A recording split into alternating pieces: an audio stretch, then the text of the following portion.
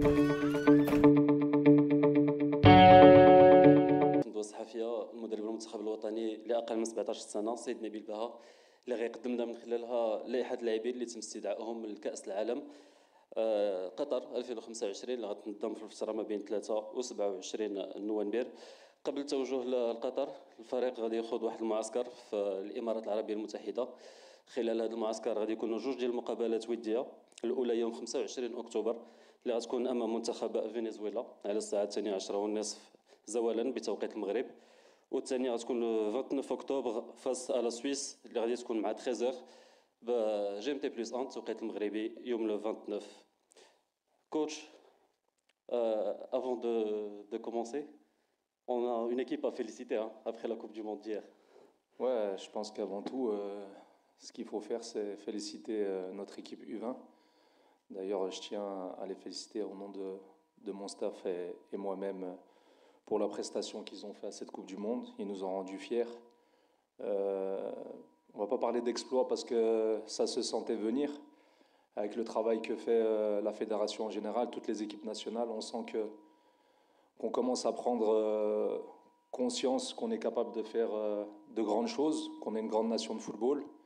Et ce sacre de champion du monde aujourd'hui arrive très bien. Ça va nous motiver pour suivre un peu la route de ce qu'a fait cette merveilleuse équipe des U20.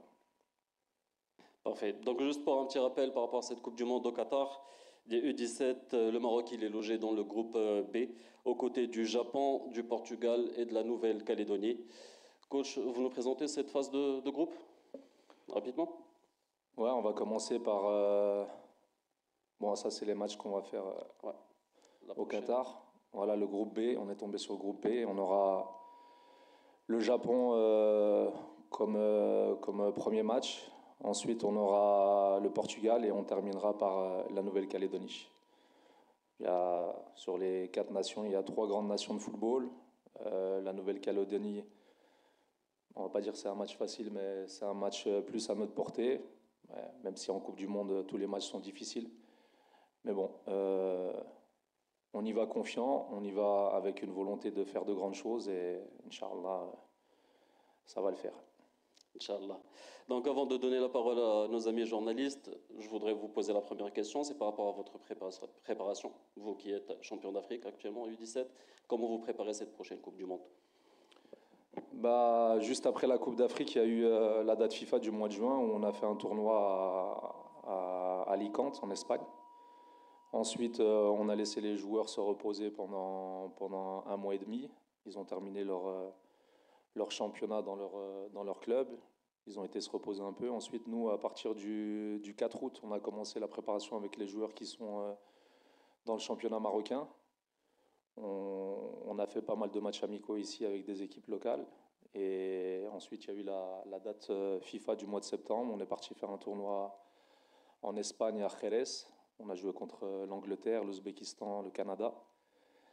Ça nous a permis de voir les joueurs qui jouent à l'étranger. Ensuite, on a eu la date FIFA du mois d'octobre. On est parti faire une double confrontation au Sénégal. On a eu joueurs locaux et joueurs de l'étranger.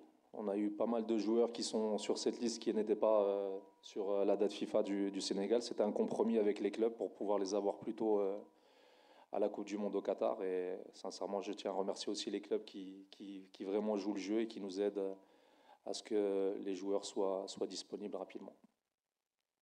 Donc je pense que nous avons assez gardé le suspense. On peut voir la liste maintenant? Ouais, on va voir la liste. Bon, ça a été difficile de faire la liste, vu qu'à la Coupe d'Afrique, on avait le droit à 26 joueurs. Là, on n'a plus que 21 joueurs, dont 3 gardiens. Donc, il y a pas mal de joueurs qui vont rester sur le carreau. Mais bon, il y en a qui sont encore jeunes, qui vont participer je l'espère, à la Coupe du Monde ou à la Coupe d'Afrique de l'année prochaine. C'était pas facile, j'aurais aimé les ramener tous avec moi parce que c'est des garçons fantastiques et il y a un certain attachement avec eux. Mais bon, il faut faire une liste, il faut faire des choix, c'est le football. Donc on va commencer. Donc dans les buts, on aura Bellarouche qui joue à l'Académie Mohamed VI, Sofiane Edrissi qui joue aussi à l'Académie Mohamed VI, Yassine Badawi, l'Olympique de Marseille. Pour les défenseurs, on aura Hamza Bouadi, latéral droit qui joue au Fatih. Ilyes Arbaoui, latéral gauche qui joue à l'Athletic Bilbao. Youssef Belhassan, latéral droit qui peut aussi jouer défenseur central, qui joue au Borussia Mönchengladbach. Nassim Massoudi du Bayern Leverkusen. Driss Saïd Cheikh de l'Académie Chipo. Monsef Zekri de Malines. Et Ilyes Hidaoui de l'Académie Mohamed VI. Au milieu de terrain, on aura Ilyes Saïdi, AJ Auxerre, Abdullah Wazan, Ajax Amsterdam, Wassim Dardak, Toulouse FC, Walid Ibn Salah de l'Académie Mohamed VI et Zakari El Khalfioui de Toulouse. En attaque, il y a Younes El Bayadi de Berkane, Ziad Baha, Real Betis, Ilyes Belmokhtar, AS Monaco, Naël Hadani, AS Monaco, Ismail El Aoud, Valencia et Abdelali Daoudi du Fatih. Merci beaucoup coach. Donc voilà le contingent de 21 joueurs. Je laisse maintenant. قبل ما تخرجوا ما تنسوش تابوناو في العشان يوتيوب وبارطاجيو الفيديو وديروا جيم وتابعوا الدار على مواقع التواصل الاجتماعي.